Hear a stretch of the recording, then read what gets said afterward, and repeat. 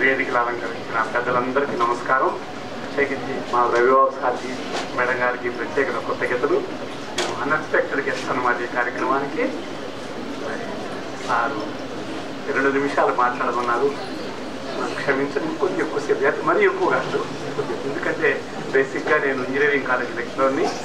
మిమ్మల్ని 1,00,000 మందికి చదువు చెప్పేట ఇంతవరకు దాన్ని పరిశీలించి చెప్తున్నాను. బాగా వినాలి మీరు, ఓకేనా? పిల్లలందరూ చిన్నతనంలో మంచి నడవడిగా ఉంటారు. సాధారణంగా 90% మంది. కాలం గడిచే కొద్దీ, వయసు పెరిగే కొద్దీ, కాలేజీ చదివే కొద్దీ నడవడిక తప్పుతున్నారు. ఒక గ్రామీణ ప్రాంతంలో ఉన్న ఒక 20 సంవత్సరాల యువకుడిని, ఒక పట్టణ ప్రాంతంలో ఇంజనీరింగ్ మెడిసిన్ చదువుతున్న 20 సంవత్సరాల యువకుడిని పరిశీలిస్తే ఈ పట్టణ ప్రాంతంలో ఉన్నటువంటి వాళ్ళకి చాలా దురలవాట్లు అన్నీ వస్తున్నాయి. కారణం ఏమిటంటే జనవరి 1 అనేది మన పాలిట శాపం. జనవరి 1 అనేటటువంటిది మన పాలిట శాపం. అంతకు ముందు వరకు సాధారణంగా ఉన్న వ్యక్తి జనవరి 1 రాగానే కాలేజీలో చేరంగానే తాగడానికి అలవాటు పడుతున్నారు. జనవరి 1 అనేది మనం తాగడానికి ఉద్దేశించినటువంటిది కాదు. మనం అందరం కూడా సంతోషాన్ని పొందాలి. ఎటువంటి సంతోషాన్ని పొందాలి? ఆరోగ్యకరమైన సంతోషాన్ని పొందాలి.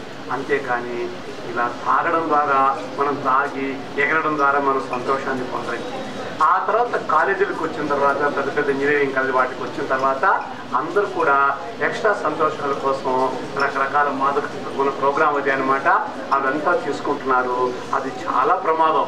మీరు బాగా గమనించవలసింది ఏమిటో తెలుసా? మీరు ఏకాగ్రతగా ఉండాలి. నా సమయం చాలా తక్కువ. చాలా విపరీతంగా ఆలోచించాల్సింది. మీరు నోట్లో ఏమి పెట్టుకుంటున్నారో 1కి 2 సార్లు జాగ్రత్తగా ఆలోచించాలి. మంచినీళ్ళు తాగడానికైనా ఈ మంచినీళ్ళు నేను తాగొచ్చునా తాగకూడదా అని ఒక క్షణం ఆలోచించిన తర్వాతనే తాగాలి. నేను గత 25 సంవత్సరాలు ఒకే బరువు 75. కారణం ఏంటో తెలుసా? నో చెంచట. ఈరోజు మధ్యాహ్నం ఒక ఫంక్షన్కి ఉంది, బయలుదేరి నిర్ణయించుకున్నా ఫంక్షన్లో ఎక్కువ తినాల్సి వస్తుంది, రాత్రి భోజనం లేదు అని. నైట్గా బెడ్ దొక్క అట్లా ఉండాలి.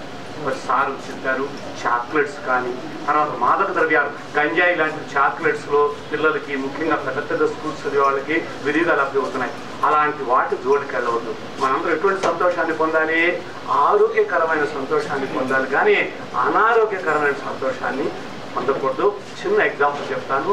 మా దూర బంధువులు ఒక అబ్బాయి దాదాపుగా 50 ఏళ్ళ కిందట మన గుంటూరు మెడికల్ కాలేజ్ మెడిసిన్ చేశాడు. ఆ మెడిసిన్ చేసేటప్పుడే ఈ దురలవాటు ఇంజక్షన్లు వేసుకునేటటువంటి వాటికి అలవాటు పడ్డాడు. ఆయన మెడిసిన్ అయిపోగానే ఉద్యోగం వచ్చింది. ఉద్యోగంలో కూడా ఆ అలవాటు మానుకోవాలి. ఉద్యోగాన్ని బయట డ్రగ్ తీసుకుని వెళ్ళేవాడు. తీరా ఆ సీట్లో కూర్చొని తండ్రి పడిపోయేవాడు. పేషెంట్ వచ్చేవాడు, ఏంటండి డాక్టర్ గారు అంటే, డాక్టర్ గారు కింద ఉన్నాడు సార్, బెంచ్ కింద ఉన్నారు అనేవాడు. అంటే కింద పడిపోయేవాడు. ఇన్స్పెక్షన్ వచ్చింది. గవర్నమెంట్ డాక్టర్ గారు ఏం చేస్తారు, కింద ఉన్నారు, సస్పెండ్ చేశారు. జుట్టు అంతా ఊడిపోయింది, వాళ్ళు హెయిర్ అయిపోయింది, పళ్ళు ఊడిపోయినాయి. 40 ఇయర్స్కి అస్థిపంజరం అయిపోయారు. చూడండి, డాక్టర్ గారు పెద్ద చదువుతారు. అక్కడికి ఎంత ఘోరం చేశారు తెలుసా? డబ్బు ఇవ్వనీయకుండా అందరేయకుండా చేశారు. అయినా భార్య తాళి కొట్టు రాత్రి కూడా దొంగతనంగా కత్తిరించుకున్నారు. ఇంతకంటే దిగజారే పరిస్థితి వస్తుందా? అవి చూడండి, ఆ డ్రగ్స్ అలవాటు చేసుకుంటే అలా మనం బానిసం అయిపోతాం. ఎప్పుడు కూడా ఎవరు సార్ బాగా చెప్పారు, చాక్లెట్ అలాంటి తినే తినకూడదు, ప్యాక్డ్ ఫుడ్స్ అసలు తినకూడదు. అవన్నీ కూడా మనకు హాని కలిగిస్తాయి. ఇక డ్రగ్స్ లాంటి వాటి జోలికి వెళ్ళకూడదు. మళ్ళీ చెప్తున్నా 2 పాయింట్లు మన రాష్ట్రాన్ని కాదు, మన దేశాన్ని వినాశనం చేస్తున్నాయి.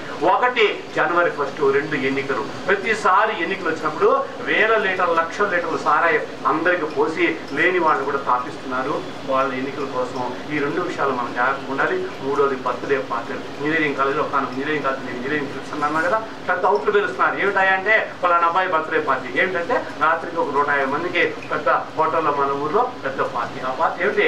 అంతా మందు రకరకాల. దయచేసి మంచి మాట చెప్పారు సారు.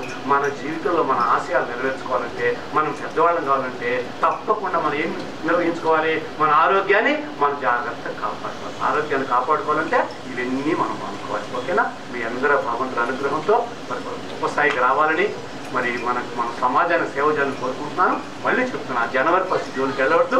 అలాగే బర్త్డే వాటి గురించి ఎక్కువ ఆలోచించవద్దు. ఆరోగ్యకరమైన సంతోషాన్ని పొందే ప్రయత్నం మీరు అందరూ చేయండి. మీ అందరికి ఉజ్వల భవిష్యత్తు కలగాలని కోరుకుంటున్నాను. అవకాశం ఇచ్చిన పెద్దలందరికీ ప్రత్యేకమైన కృతజ్ఞతలు. Thank you sir.